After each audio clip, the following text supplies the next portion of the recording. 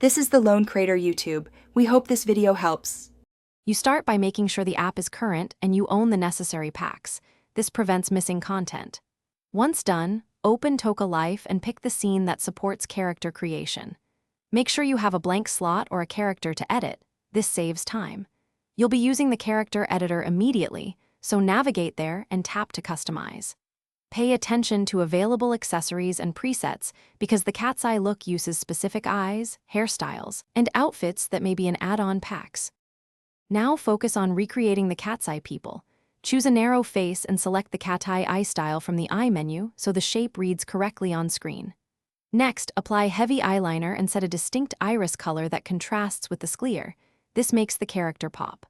Once eyes are right, add lashes, choose a sleek hairstyle, and attach cat ears or a themed hat. Make sure clothing colors match the eye palette. This coherence sells the character as Katseye.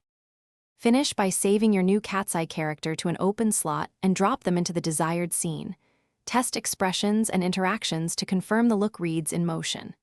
If a required eye, accessory, or outfit is locked, purchase or unlock the correct pack, then reopen the editor and reapply items.